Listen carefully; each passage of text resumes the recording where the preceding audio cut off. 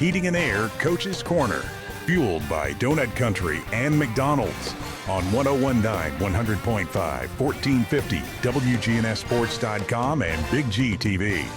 The Coaches Show is brought to you by Dan Franz Concrete, a licensed and insured residential and commercial concrete construction contractor serving Middle Tennessee. That's Dan Franz Concrete. And welcome back to the show. We welcome in Stewart's Creek head coach Ben Caudill. How you doing this morning, Coach? Good morning. All right, tough one last night. Suffered a 49-0 loss to Oakland.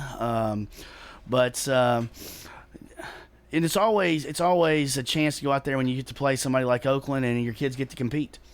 Yeah, you getting to go up against what's been the standard for a long time, and certainly since Coach Creasy's been there, and they are just really well put together in all three phases, and you always learn a lot about your team. You learn a lot about how to do things better and more efficiently when you go up against the best like them. Yeah, and we know you've had some tough injuries this year, and the ones that you've had battled their hearts out last night. Yeah, I'm really pleased with some guys, especially Braden Brown, who really has been forced kind of into a spot for us the last few weeks where he really can't come off the field. And I've been I remember breaking my collarbone at Greer Stadium when we were playing Father Ryan in high school, and having your dreams crushed, and that's part of football. Yep. It's a physical game, and Oakland had some guys that they weren't able to put out there as well, and so there's opportunities there for other guys to step up, and we've got some guys that have done a great job these last few weeks, kind of being put into a position where they got to rise up.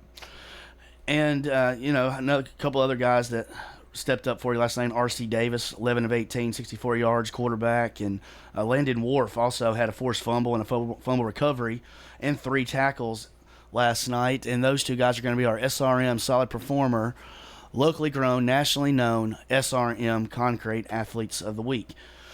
Now, RC has grown as the year has gone on, and just another night of pretty efficient throwing the football. Yeah, he made some good decisions, especially on third down at times. There were some times we struggled to get lined up around him, and we got some different faces around him here in recent weeks where I think it's put a little bit more on him to get them in the right position, and we've tried to simplify things to help with that. But certainly for him, as a junior, this year it's been good to get him experience. I think the game is slowly starting to slow down for him, and obviously he's played against some really good defenses. Certainly last night was as well, but he definitely had some bright spots for us last night. And Landon, Landon had a forced fumble and a fumble recovery last night, and I've been impressed with your defense all year. That defense has been solid. They've been trying to been workhorses for you. I know last night you gave up 3 special team scores last night, but overall your defense has been pretty solid. Yeah, I think that's one thing that was frustrating about last night is in the first quarter, we our first punt.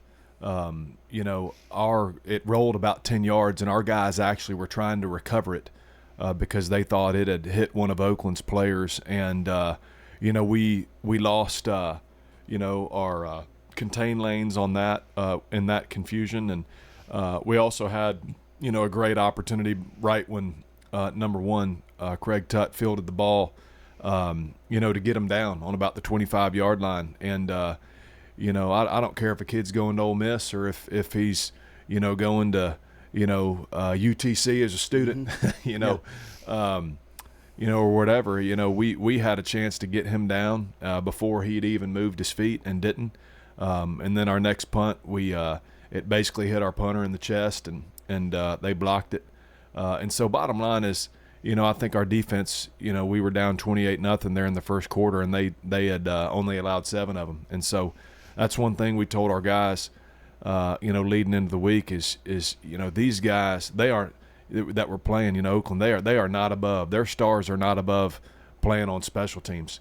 And certainly last night showed us how much our punt team matters. And I tell you, we have worked our punt unit this year more than we ever have. And so that was, to me, I was discouraged by that. And certainly there's some things that, I need to be involved in, making sure that doesn't happen again, which I will. But you got to give Oakland credit.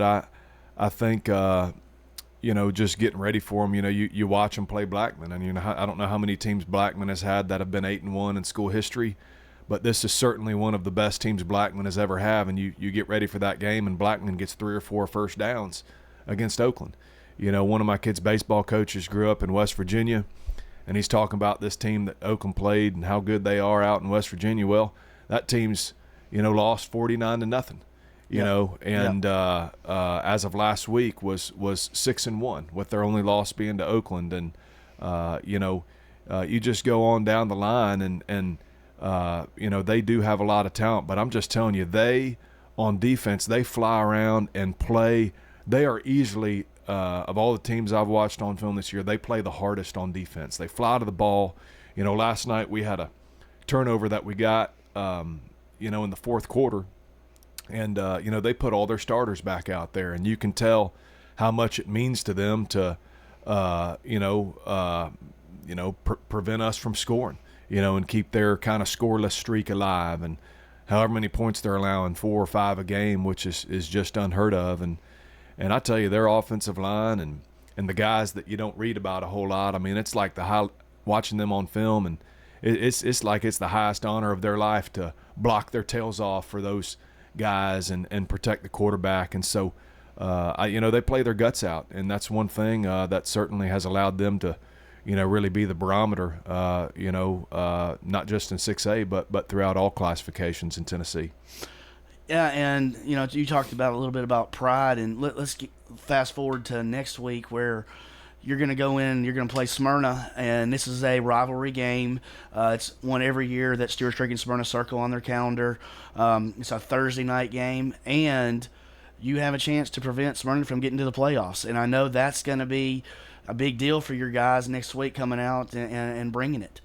Yeah, it's I guess it's been since 2020 2019, I believe, that we finished the season against Smyrna, because we've played them at different points in times the last 4 or 5 years. And it's definitely a huge ball game. It's the next ball game for us.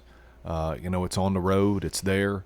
With all the rezoning, they definitely benefited from a few players on our roster that weren't able to stay at Stewart's Creek. So it's always, a big one. We got to turn the page fast, because it's on Thursday night, that's always a challenge, regardless of who you're playing on Thursday night, much less when it's, your biggest rival on the road. And so, they've done a great job kind of retooling some pieces, especially at, quarterback and a few other spots, throughout the year.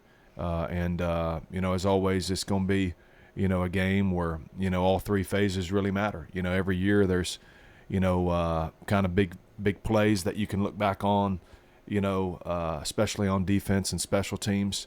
And so those are the things that, we've got to, always be focused on when we go up against Smyrna. Yeah, and, being on a Thursday night, it's a little less preparation time. Do you kind of like that going into that game, or would you have rather had it on Friday night? I know that would have been Halloween. How do you feel about the Thursday night game this week? Yeah, we've actually played 2 games already. This is going to be our third on Thursday night, as I'm sure most everybody in the county, I think, has already played on Thursday. So we're kind of used to our routine when we do have to play on Thursdays. It does, speed a whole lot of things up, but this is, kind of our year to do that, the last week of the season, due to officiating and whatnot, And so, but yeah, it's something that certainly all of us around here, have got to deal with this week. Playing on Thursday, and going to be a tremendous opportunity for our team to finish, to display toughness, handling adversity on a short week, and so those are going to be some of the things that we, not just need to emphasize, but that we need to take heart to. The leaders on our team, need to, take ownership of that this week, and that's going to be the challenge for them, and I'm excited to see, how they handle that, and as we turn the page and get ready for Smyrna. And that's always the thing. Last game of the year and all that. You have a lot of young guys that have played for you this year, and ending on a good note and that kind of stuff.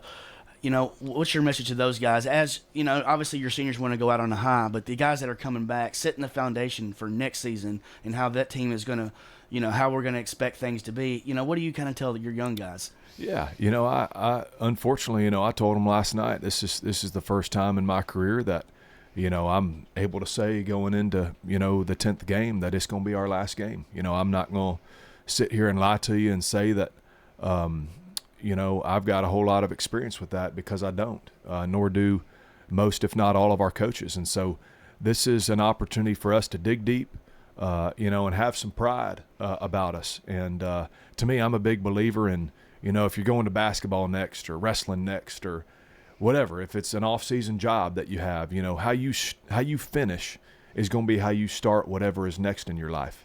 And so that's, I think that's a message that's been on my heart, probably the last, I guess, however many hours since the game finished, 9-10 hours. Like you said, for several of our guys, next season's already started. We really are going to be able to return probably about 9-10 guys on offense, which is huge. To get all these guys so much experience, all of our ball carriers, our tight ends, the guys that catch it for us are all coming back. Quarterback, obviously, got some great linemen coming back, and this is an opportunity for them to, go on the road, and experience a rivalry game on the road as a young guy, and also for our seniors to, to dig deep and to strive to, finish what's been a great career for all of them, and so much they've accomplished. And to me, I think this is one of those weeks where, Smyrna poses plenty of challenges, but this is kind of a, look in the mirror type week, I think, for us. Well, we appreciate it, Coach, and good luck, and good luck next week and off season. We'll see you next time. Yes, sir. Coach Ben Caudill of Stewart's Creek. The Coaches Show is brought to you by Rick's Barbecue, serving up the best smoked barbecue ribs and many local favorites on Warrior Drive. Locally operated by Anne Marie Brents and the Lanning family.